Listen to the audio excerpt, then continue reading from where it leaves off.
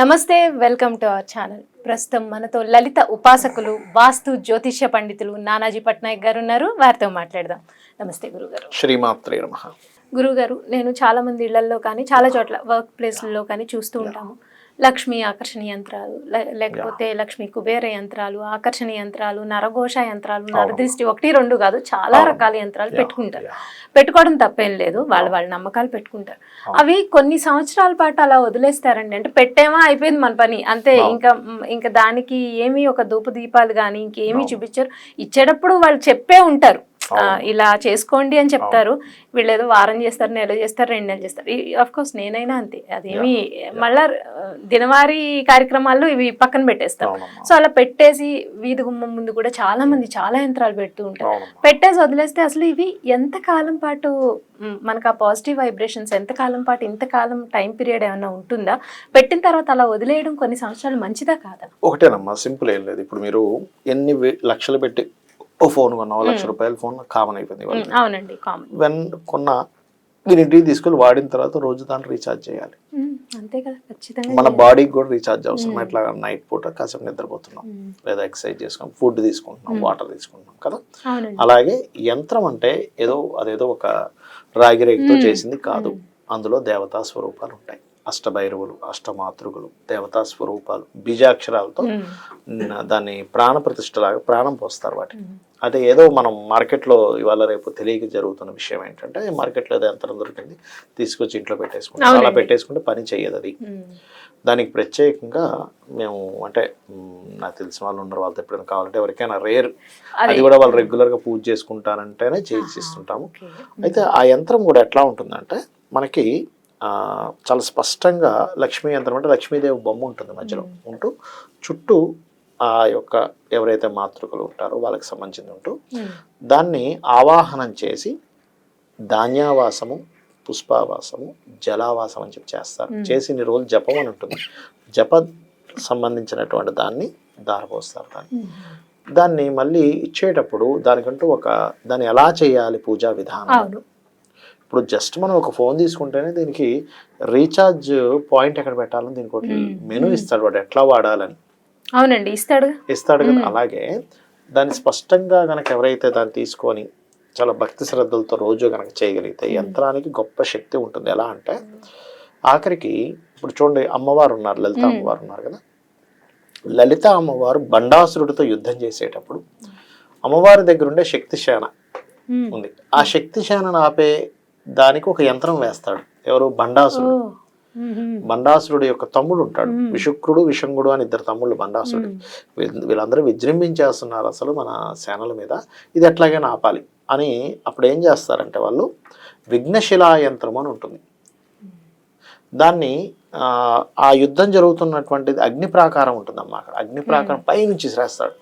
విసిరేయగానే అవతల వాళ్ళకి ఏమవుతుందంటే, ఇది ఒకప్పుడు పూర్వం రాజులు కూడా దీన్ని పాటించేవారట. అంటే ఎలా అంటే, అవతల రాజ్యానికి ఏం యుద్ధం చేస్తాం అనే ఒక ఫీలింగ్ తేడానికి. అంటే ఏంటి, నీకు ఉత్సాహాన్ని ఇచ్చేది ఉంటుంది యంత్రంలోని, నీకు నిరుత్సాహాన్ని ఇచ్చేటువంటి భావన కూడా ఇస్తుంది. అలా ఎప్పుడైతే విశుక్రుడు, విషంగుల్లో ఒక తమ్ముడు ఎవరైతే ఆ యంత్రాన్ని వేసాడో, అందరి శక్తిశానులు అందరికీ ఏమైపోతుందంటే, ఏం యుద్ధం చేస్తాం, అలా యుద్ధం చేస్తే క్రెడిట్ ఎవరికి, వెళ్తే బండాసుడికి, లేకపోతే లలిత అమ్మవారికి, మనమే యుద్ధం చేస్తాం, మనకెందుకు అనే ఒక దీనిలోకి వెళ్ళిపోతారు. కానీ ఈ శక్తిశానులు నడపడానికి ఉండేటువంటి ఆ శక్తి అంటే అమ్మవారి అనే విషయం మర్చిపోతారు. అప్పుడు వారాహి అమ్మవారు, శ్యామల అమ్మవారు వచ్చి లేవండి ఏంటంటే ఇలా కూర్చుని పేరు యుద్ధం చేయండి అంటే, ఏం యుద్ధము, ఎవరి కోసం యుద్ధం చేయాలి అంటూ ఉంటారు వీళ్ళు. అప్పుడు వెళ్ళి చెప్తారు, ఈ వారాహి అమ్మ, లలిత అమ్మవారికి చెప్తారు. చెప్పినప్పుడు నాకు తెలుసులే ఏమైందో అని అయ్యవారి వైపు చూసినప్పుడు, కామేశ్వర ముఖాలోక కల్పిత శ్రీ గణేశ్వర అంటే ఇద్దరి ముఖంలో నవ్వు నుంచి పుట్టినవాడు గణపతి. పుట్టినప్పుడు అమ్మాయి ఏం చేయాలంటే, ఎవడో ఏదో పెట్టాడు రతి అంటే వెళ్ళి ఒక గుద్దుతో ఆ యంత్రం విచ్ఛిన్నం అయిపోతుంది. అప్పుడు అందరికీ మళ్ళీ అయ్యో ఏంటి ఇలా కూర్చుని పదండి అని వెళ్తారు.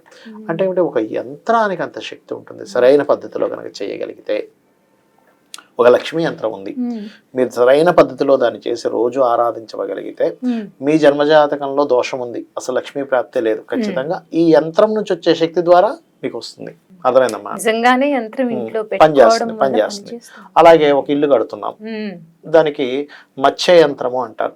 మత్స్య యంత్రం వల్ల ఏమిటి బెనిఫిట్ అంటే, మనకి ఇంట్లో వాస్తు దోషం ఏదైనా ఏర్పడింది, మనకు తెలుసో తెలియక ఏదో చేస్తున్నాం, ఆ వాస్తు దోషాలు తీస్తుంది మత్స్య యంత్రం. మత్స్య యంత్రాలు ఇప్పుడు రెండు రకాలు ఉంటాయి. రోజు నిత్య దేవతారాధన చేసే కొన్ని ఉంటాయి. ఇప్పుడు శంకుస్థాపన చేస్తున్నాము, భూమి లోపల చేస్తారు. లేదా కొంతమంది అపార్ట్మెంట్ అనుకోండి, అప్పుడు గోడ లోపల పెడతారు ఈశాన్యంలో. ఆ రకంగా దానికి ఇన్ని సంవత్సరాలు ఉంటుంది. కొన్నిటికి ఎట్లా అంటే ఇప్పుడు యంత్రాలు, ఈ యంత్రం ఎట్లా ఉంటుందో ఈ లాకెట్ వేసుకునేది కూడా దానికి కూడా శక్తిని చేకూర్చి వేస్తారు. అది 1 సంవత్సరంన్నర పనిచేస్తుంది. వీళ్ళు చేసే శక్తిని బట్టి ఇప్పుడు యంత్రం గనక అంటే మీరు రోజు అన్ని సంవత్సరాలు పనిచేసినప్పటికీ రోజు దానికి చేయాలి మీరు. ఈ లాకెట్కి అయితే 1 సంవత్సరంన్నర తర్వాత మళ్ళీ తీసి దాన్ని మీరు పూజ దాంట్లో పెట్టి మళ్ళీ చేసినట్లయితే ఇంకో 1 సంవత్సరంన్నర పనిచేస్తూ ఉంటుంది. ఆ రకంగా అయితే ఇవి ఏమవుతాయంటే మీరు ఫోన్కి ఎలా అయితే రీఛార్జ్ ఎలా చేసుకుంటారో అలా. ఇప్పుడు ఇందులో యంత్రాల్లో ఇంకొక యంత్రం ఏంటంటే పర్టికులర్గా నవగ్రహ దోష నివారణ యంత్రం అని ఉంటుంది. మధ్యలో రుద్రున్నది పెట్టి చేస్తారనమాట ఆ యంత్రం. అది కూడా చేసుకున్నట్లయితే వీళ్ళకి ఎటువంటి గ్రహ దోషాలు ఉన్నా సరే తొలగిపోవడము. కాకపోతే రోజు మీరు పూజ చేయాలి. ఏదో పెట్టేసి మీరు ఇందాక అన్నట్టుగా ఏదో పెట్టేసామండి, అది ఎట్లా సాధ్యం? అసలు మీరు ఫోన్ కొనుక్కున్నారు, రీఛార్జ్ పెట్టకపోతే ఎట్లా? పని చేయట్లేదు అంటే ఎట్లా పని చేస్తుంది? పని చేయదు, న్యాచురల్లీ పని చేయదు. ఇంకా అది దానికి రీఛార్జ్ ఎట్లా చేస్తున్నామో ఖచ్చితంగా దానికి ఛార్జ్ అవుతూ ఉండాలి. పెద్ద పెద్ద ఆలయాల్లో కూడా అమ్మవారికి అయ్యవారికి అక్కడ ఉండే దేవాలయాల్లో మీరు నిత్య పూజాది కార్యక్రమాలు ఆగిపోతే దైవీ కళల నుంచి వెళ్ళిపోతాయి. అక్కడ ఉండవు, అందట్లేదు, అక్కడ అందాల్సింది అక్కడ ఉండదమ్మా, వెళ్ళిపోతుంది. అలాగే ఇంట్లో యంత్రానికి కూడా మీరు నిత్యము చేస్తేనే దానికి, లేకపోతే అక్కడ ఎందుకు ఉంటుంది చెప్పండి? అక్కడ పూజలు అందుకుంటుంది అనుకోండి, అక్కడ ఉంటుంది ఆ శక్తి. ఏమీ అందుకోవట్లేదు, ఎందుకుంటుంది చెప్పండి? అందుకే చూడండి కొన్ని ఇళ్లలో నిత్య పూజ చేసేటప్పుడు వాళ్ళ ఇంట్లో ఎంటర్ అవ్వగానే ఒక ఫీలింగ్ వస్తుంది చూడండి, ఇంట్లో పాజిటివ్నెస్ ఏదో ఉందండి, ఉందండి మీ ఇల్లు అంటారు. అదే ఇల్లుని మీరు ఉదాహరణకి ఒక వారం 10 రోజులు ఏదో ఊరు వెళ్ళాం, తలుపులు తెరిచి ఉంటుందమ్మా ఇంట్లో. అవునండి, మన ఇల్లు కూడా మనకి తలుపులు ఎలాగుంటుందంటే కారణం ఏమిటి? అంతకాలము మీరు ఇంట్లో ఎటువంటి దైవ కార్యము చేయలేదు కాబట్టి ఇంట్లో ఉండే ఎనర్జీయే తగ్గిపోయింది. అలాంటప్పుడు యంత్రంలో ఉండే ఎనర్జీ ఎందుకు తగ్గకుండా ఉంటుంది? తగ్గిపోతుంది. చాలా గొప్ప విషయం చెప్పారు. కాబట్టి ఖచ్చితంగా చేయాలి. చేస్తూ ఎంతో భక్తి శ్రద్ధలతో, ఎందుకంటే యంత్రానికి పవర్ ఎక్కువగా ఉంటుంది. మీరు పటం కంటే కూడా ఒక యంత్రం ఎన్ని సంవత్సరాల వరకు ఆ పవర్ ఉంటుంది? మీరు చేస్తున్నంత కాలం ఉంటుంది, పూజ చేస్తున్నంత కాలం ఉంటుంది. కాకపోతే యంత్రం చేసి ఇచ్చే వ్యక్తి కరెక్ట్ గా చేసి ఇవ్వగలగాలి. ఇప్పుడు అక్కడ ఉండేటువంటి దేవతల్ని పర్ఫెక్ట్ గా పెట్టగలగాలి. ఏదో దేవతలను పెట్టేశాం ఏదో నడిచిపోతుందంటే కుదరదు. ఎవరు ఇస్తే వాళ్ళది కాకుండా కొంచెం దీంట్లో జ్ఞానం, దీని మీద నిష్టగా దాన్ని అమ్మవారిని ఆవాహనం చేసే వ్యక్తి, ఆ బీజాక్షరాలు సరిగ్గా ఏవేవి ఎక్కడ రావాలో చూసుకొని దానికి సంబంధించిన వాసాలు ఏవి చేయాలి అవి చేసినటువంటి వ్యక్తికి అయితే మనకి పనిచేస్తుంది, కరెక్ట్గా పనిచేస్తుంది. కాకపోతే అది ఇవ్వడం ఒక ఎత్తు, మీరు తీసుకోవడం ఒక ఎత్తు, మీరు తీసుకున్న తర్వాత చేయడం ఒక ఎత్తు. ఇప్పుడు ఒక హైర్ చేసుకున్నాం ఒక న్యూట్రిషన్ని, ఆయన చెప్పింది మనం పాటించకపోతే అంతే కదా, ఏం ఆరోగ్యం బాగుంటుంది? డాక్టర్ అండి, మా ఇంట్లోనే ఇప్పుడు డాక్టర్ ఉంటారండి, డాక్టర్ చెప్పింది నువ్వు చేయకపోతే, డాక్టర్లు పని చేయట్లేదు అంటే ఎట్లా? రోజు చేయాలి, రోజు చేస్తే యంత్రం పనిచేస్తుంది, ఖచ్చితంగా పనిచేస్తుంది యంత్రం. అయితే గురుగారు చాలా మంది ఏం చేస్తారంటే యంత్రాలు తీసేసిన తర్వాత చెట్ల దగ్గర లేకపోతే గుడుల దగ్గర ఏవో పాడైపోయిన అలా పాడేస్తూ ఉంటారు. అది మంచిదేనా? అలా ఇప్పుడు ఒకటేనమ్మా, వాళ్ళు వాడట్లేదంటే అందులో దైవ శక్తి లేదు. సో ఎక్కడ పెట్టేసినా పర్వాలేదు, గుళ్ళోని చెట్ల దగ్గర పెట్టేసినా పోయేదేం లేదు. అక్కడ ఇక్కడ ఏమీ లేదు, చాలా సింపుల్. ఒక శక్తిని నువ్వు ఆరాధించేటప్పుడు ఆ శక్తి నీకు ఒక ఫలితాన్ని ఇస్తుంది. నువ్వు శక్తిని ఆరాధించట్లేదు, ఆ శక్తిని ఇంకా ఫలితాన్ని ఇవ్వదు. సింపుల్. ఫోన్ తీసుకున్నప్పుడు ఆ ఫోన్ నువ్వు రీఛార్జ్ చేస్తూ రిపేర్ చేసుకుంటూ దానికి ఏదైనా ప్రాబ్లం వస్తే దానివల్ల నీకు కొంత యూజ్ ఉంటుంది, లేకపోతే ఉండదు. సింపుల్. దానికి ఏమి అదేం మిమ్మల్ని శపించడం ఏమి ఉండదు అక్కడ, దాని ఫలితం అది ఇవ్వదు అంతే.